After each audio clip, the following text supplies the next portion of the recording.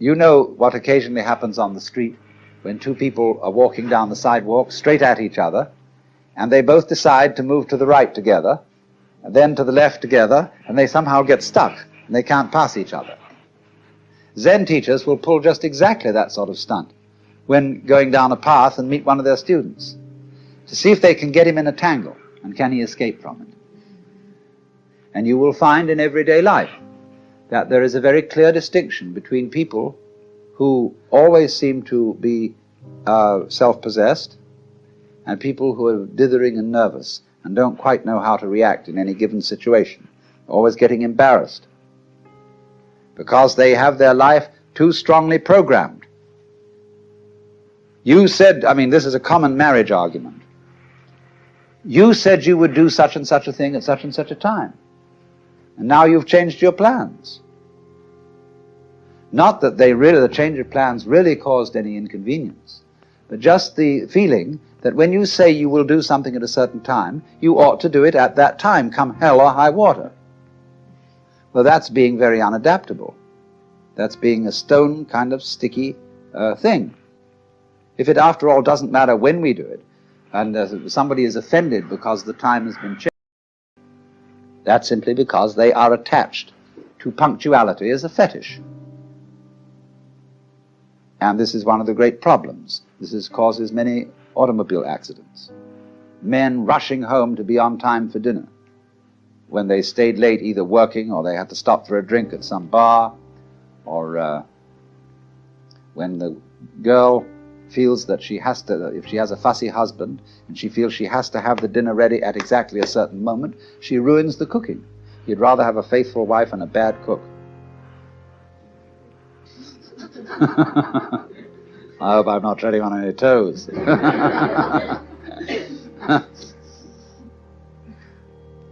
So, you see, we spend an awful lot of energy trying to make our lives fit images of what life is or should be, which they could never possibly fit.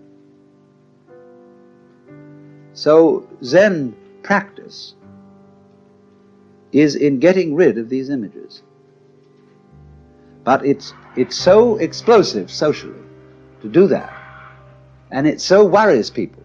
They get vertigo, they get dizzy, they don't know which end is up. There was a very interesting dinner party once where a Zen master was present, and there was a geisha girl who served so beautifully and had such style that he suspected she must have some Zen training. And after a while, when she paused to fill his sake cup, he bowed to her and said, "I'd like to give you a present." And she said, "I would be most honored." And he took the iron chopsticks that are used for the hibachi, the charcoal brazier, moving the charcoal around. He picked up a piece of red-hot charcoal and gave it to her. Well, she had very long sleeves on her kimono.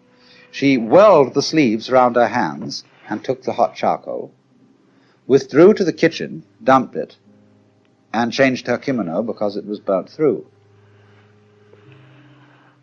Then she came back into the room, and after a suitable interval, she stopped before the Zen master and bowed to him and said, "I would like to give you, sir, a present." And he said, "I would be very much honored." Of course, he was wearing a kimono, something like this.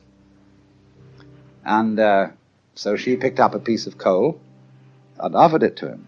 He immediately produced a cigarette and said, "Thank you, that's just what I needed."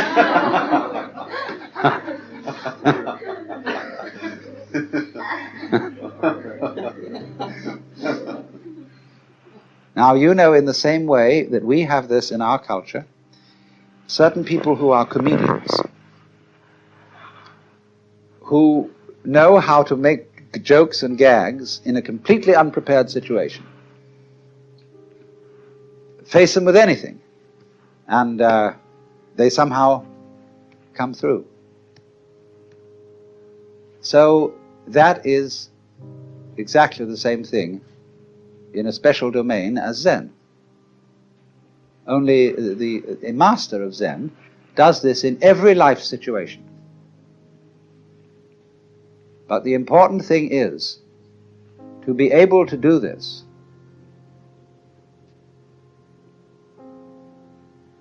This is the secret. You must remember, you can't make a mistake. Now, that's a very difficult thing to do, because from childhood up, we have had to conform to a certain social game. And if you're going to conform to this game, you can make mistakes, or not make mistakes. And so, this thing has gone into us all the time. You must do the right thing. There's certain conduct appropriate here, there's certain conduct appropriate there. And that sticks in us, and gives us a double self all our lives long, because we never grow up. Now, I only say, if that game begins to bore you, and it begins to trouble you and give you ulcers and all kinds of things, then you raise the problem of getting out of it. And therefore you start to become interested in things like Zen. That is simply a symptom of your growing in a certain direction, where you are tired of playing a certain kind of game. You are as naturally flowing in another direction as if a tree were putting out a new branch. So because you say, oh well, we people are interested in higher things, you see, that depends still on the differentiation of rank between the superior and the inferior people. But when you begin to see through that and grow out of that, you don't think anymore of this superior and inferior classification. You don't think we are spiritual people who attend to higher things as distinct from these morons who are only interested in beer and television. This is simply our particular form of life. Like there are crabs, and there are spiders, and there are sharks, and there are sparrows, and so on. But remember, in the process of growth, the oak is not better than the acorn. Because what does it do? It produces acorns. Or you could say, just like I sometimes love to say, that a chicken is one egg's way of becoming others. So an oak is an acorn's way of becoming other acorns. Where is the point of superiority? The first verse of that poem I just quoted, first verse is, in the landscape of spring there is nothing superior and nothing inferior. The flowering branches are naturally some short, some long.